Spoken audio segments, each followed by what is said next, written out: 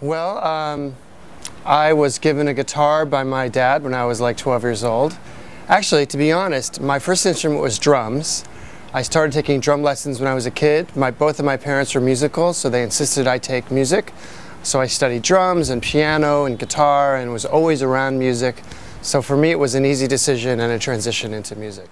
Well, no, I was so young playing drums that I don't think I really understood how much fun they are to play. Like now, sometimes I'll sit down at the drum kit and I just love rocking out. I think ultimately though, even going from guitar to vocals was that I like being at the front and center of all the attention, so that's why I did it. At least you're honest. When did I start writing songs? I started pretty young. I probably knew like 3 or 4 or 5 chords on the guitar, and I was playing my own thing. I had a band when I was in high school and we tried playing covers and it was so bad. We could not play covers, and to this day, I'm not good at covers. So I figured I have to write the songs that I'm good at playing. So I started writing them. Oh my God. I remember in high school I had a band, okay? And we covered Voices Carry by Till Tuesday, and we covered My Way as done by the Sex Pistols, right? So we played this show at this club, and we played Voices Carry, and the audience was so bored, right? As soon as we played My Way, a mosh pit started. I was like, holy shit! And then I realized, like, you know, kind of like give the audience what they want kind of thing, or understand who your audience is at least, right, when you're playing a show. Okay, so guilty pleasure in my music collection. That's a tough one because I'm pretty not embarrassed about music, but I will admit something to you now, and that is that I am a Justin Bieber fan. I am a Justin Bieber fan. Now, I kind of get where he's coming from and I can appreciate him.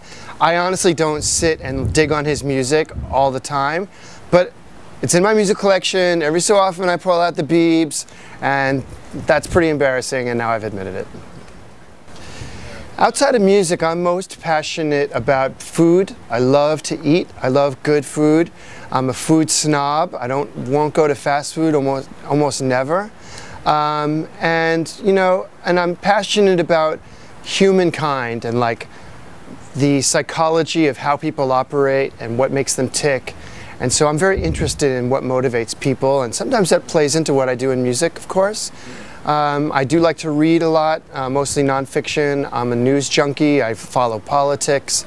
So there's lots of things I'm passionate about, yeah. My favorite author probably is Charles Bukowski. And the reason is the guy is just fucking funny as hell. And he's got a lot of, he writes poetry and fiction and even nonfiction.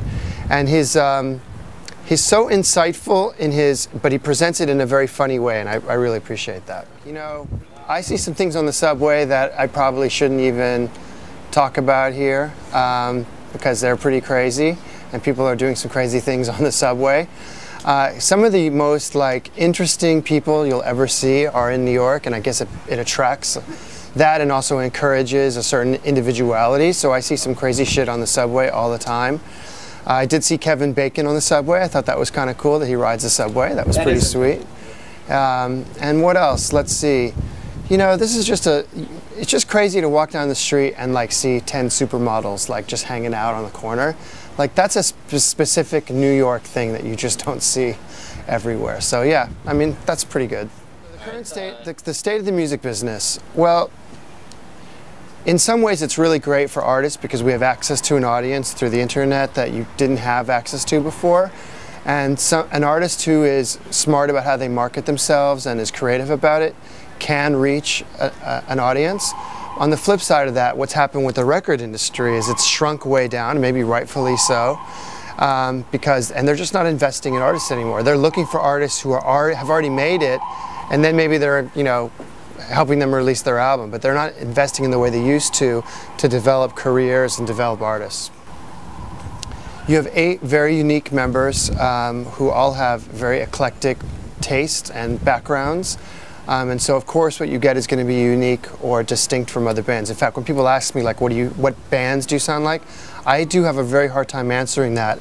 and be objective about it. Like, I know what I'm influenced by, but I don't think the band sounds like what I'm influenced by. So I think you have like an interesting characteristic of the band's sound.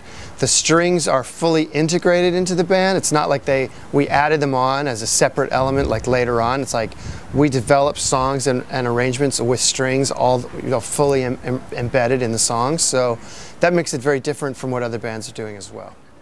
And if you can't use passion. Passion project in one word, passionate.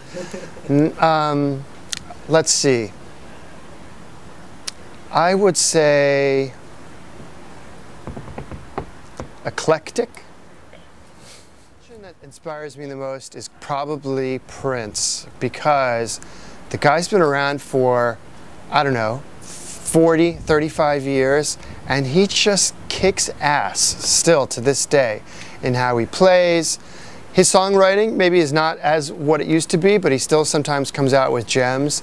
And he's just out there, and he's just rocking it like all the time, and I just think that's pretty cool. So Prince is probably my man.